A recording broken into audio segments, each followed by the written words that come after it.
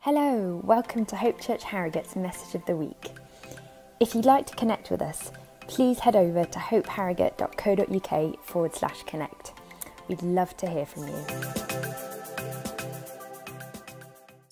Right, today we are continuing in 1 Corinthians. In our series, we're going to read 1 Corinthians chapter 11, verses 17 to 34. In the following directives, I have no praise for you, for your meetings do more harm than good. In the first place, I hear that when you come together as a church, there are divisions among you, and to some extent, I believe it. No doubt, there have to be differences among you to show which of you have God's approval. So then when you come together, it is not the Lord's Supper that you eat. For when you are eating, some of you go ahead with your own private suppers. As a result, one person remains hungry and another gets drunk. Don't you have homes to eat and drink in? Or do you despise the church of God by humiliating those who have nothing? What shall I say to you? Shall I praise you? Certainly not in this matter. For I received from the Lord what I also passed on to you. The Lord Jesus, on the night he was betrayed, took bread, and when he'd given thanks, he broke it and said, "This is my body, which is for you. Do this in remembrance of me."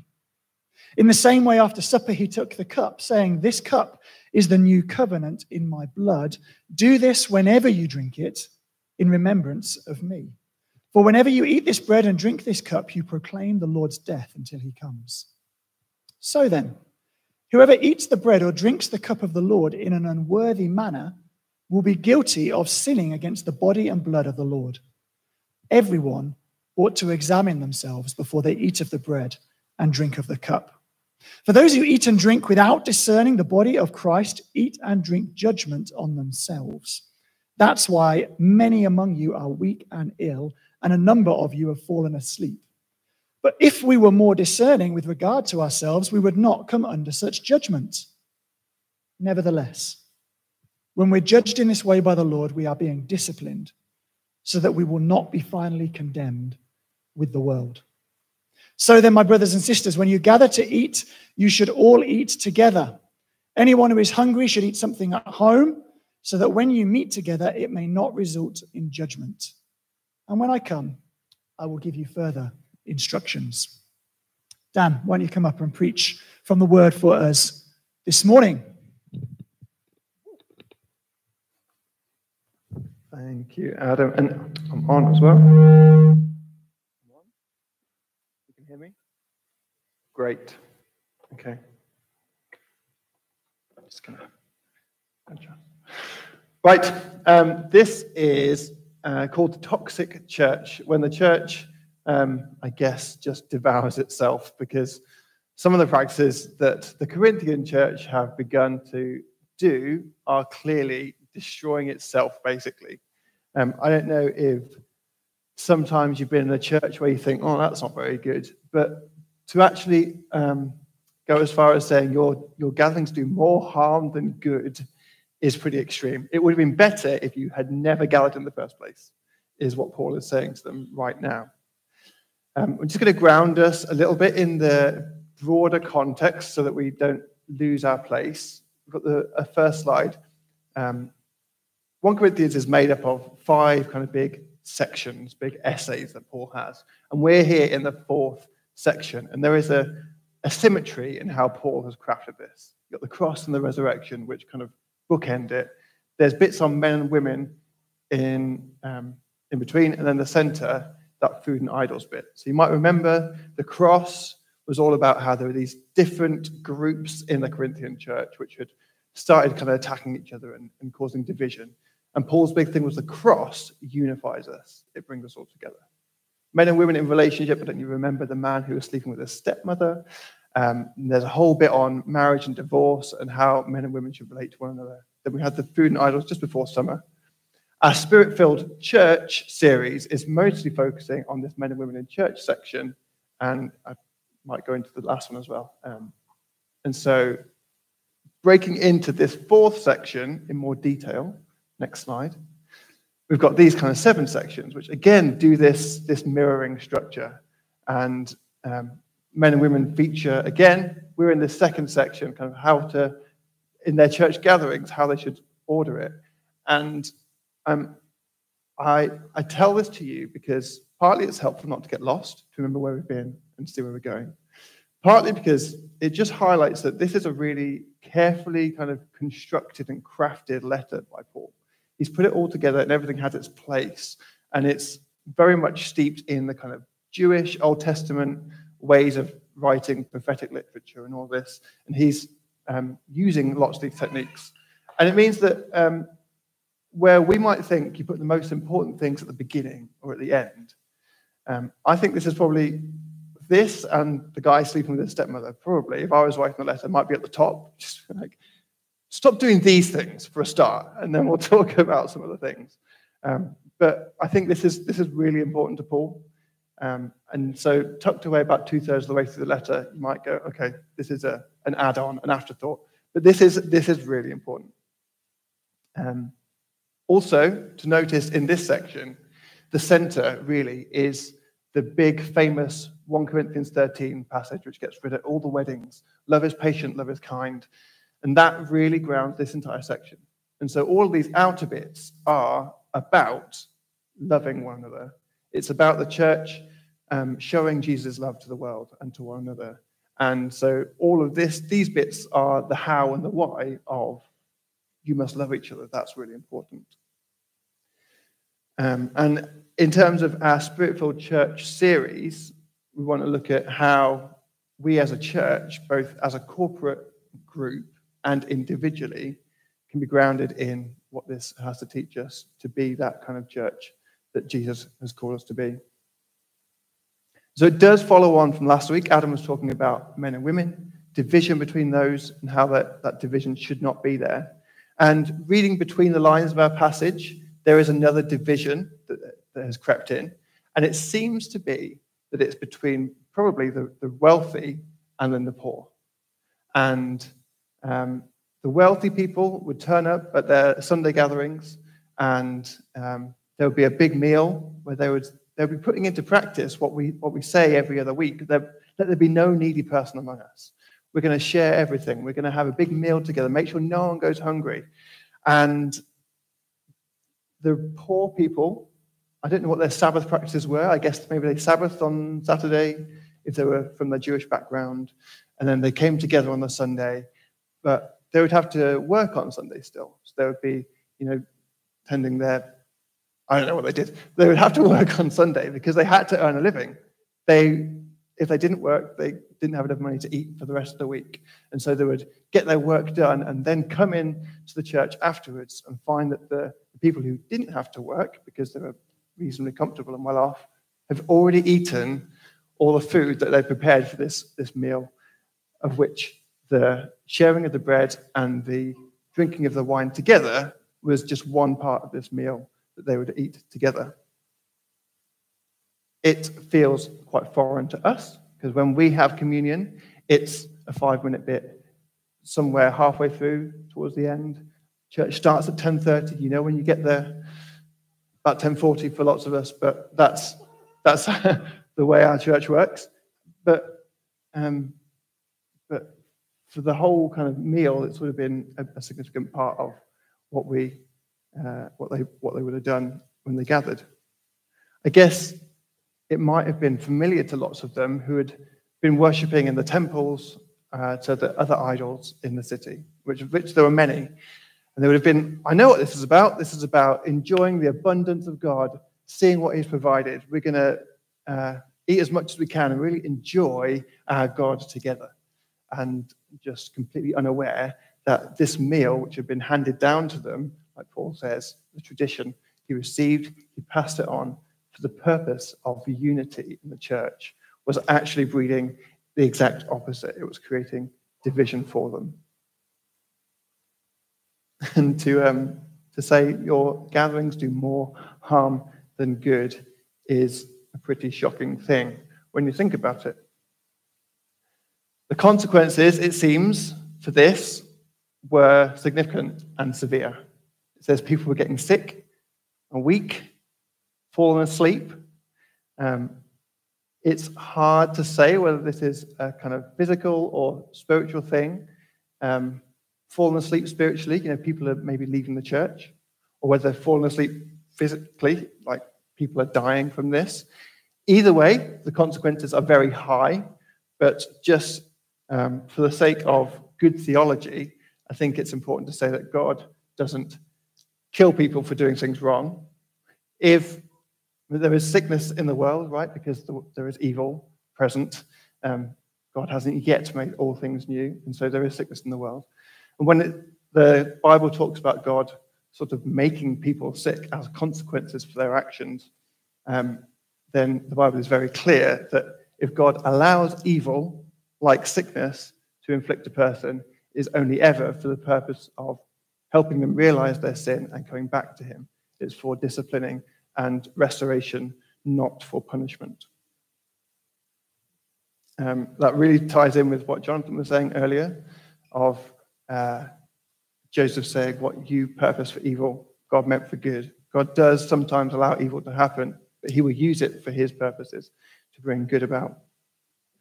But the bottom line is, no matter what this kind of sickness and falling asleep is, this practice is terrible for the church and terrible for the individuals who are engaging in it. Really, one group within the church is abusing their privilege to exclude, humiliate, and devalue another group within the church. And it's at their most sacred moment, their most precious tradition, which they've received from Jesus. We don't do that here, and so we can do a big tick, or we can wonder maybe there might be other ways in which we do this unintentionally, and we need to examine ourselves. Spoiler alert, I guess the main kind of message is the same message we've had for weeks and weeks and weeks, which is that we are called as individuals to lay down our privilege, lay down our rights for the sake of elevating others, for the sake of building up the church, for the sake of seeking out unity and not our own building up. This may sound familiar to kind of what the world has been preaching maybe for the last 10, 20 years. You may know this as critical theory. If you haven't come across it, it is where people assume that the power structures that exist within the world mainly portray the viewpoint of those privileged groups. And so we should actively seek out groups in society which are not privileged, which are marginalized, hear their voice, and redress that balance. And we should use kind of research based on the voice of those marginalized groups to transform society. That seems to be a similar thing to what Paul is preaching, that actually we need to consider the marginalized groups and make sure our practices empower them and not those that are privileged. This is a great aim. It aligns with biblical principles of valuing the oppressed, lifting up the poor, the widow, the orphan. You hear about that all the way through the Bible. And so we should encourage that, where we see it in the world, that marginalized groups are being lifted up. That should be something we can get behind fully. Where that becomes the foundation of everything, it's obviously not enough without Jesus. Because what happens is a phenomenon called intersectionality, which is where if you stand at the crossroads of being in multiple marginalized groups, suddenly your voice is really important. If you're a divorced black woman who wasn't educated well and you've come from a first-generation immigrant, you fit all of these marginalized groups, then your voice actually becomes the most important voice in the room, and everyone else should shut up and listen to you. And that takes critical theory to an extreme and falls down quite quickly, because we should listen to everyone's voice because we know that everyone's voice matters to God, that everyone has equal value in his eyes, and we should value one another in the same way. rather than valuing people for their categories of marginalization. We must lift up those that are marginalized because that glorifies Jesus, because that loves one another, and not because we're going to use it to fix the world, because we can't fix the world, in case you hadn't noticed. It's pretty broken. Jumping back to Corinth for a moment, perhaps those wealthy people didn't actually realize what they were doing was having its effect on the poor people among them.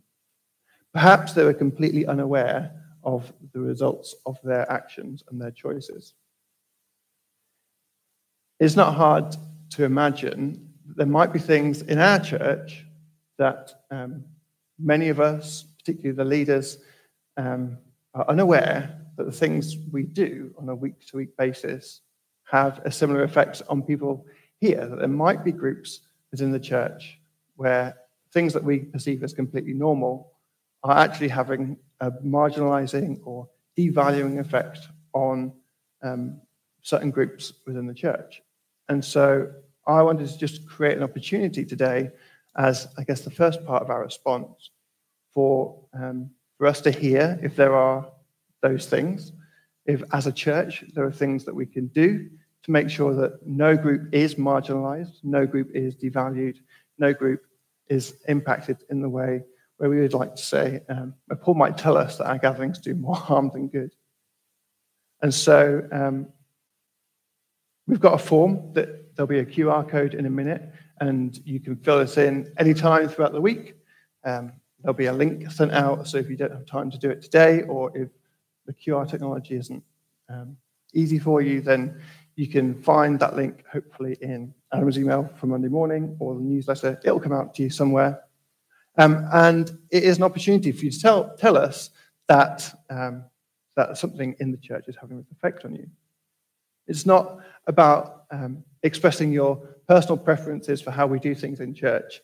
It's if there is a practice which contributes to you feeling excluded or less valuable than other people, or something that we do or don't do, then we really want to know about that. Just a few points on that. If you'd like to fill that out, please do it based on your own first-hand experience. If you think it's relevant to someone else that you know, maybe nudge them to fill it in, but please don't fill it in on their behalf. You can make a suggestion on something that we might change to better include and represent you, or just describe your experience and leave the change to us as a leadership team. You might say something like, as a person with English as a second language, whenever we do this thing, it makes me feel excluded. Or as a neurodiverse person within the church, I feel anxious whenever we do this thing. And I just want to say that we are committed to the ongoing task of creating and sustaining a healthy culture within this church. We're aware that some of the things that might be raised might not have a quick fix. There might be competing needs at play, but if you'd like us to engage with you in a conversation about it or reply to you, then please put your name on that form and we will get back to you within the next few weeks. And just put your contact information, how you want to be contacted on that form. You can submit it anonymously if you prefer. Obviously, you won't get a reply if you do that. But if it's something anonymous you want to submit and it's about safeguarding, then we know we speak to, well then, one person there. Okay, so there should be a QR code on the slides.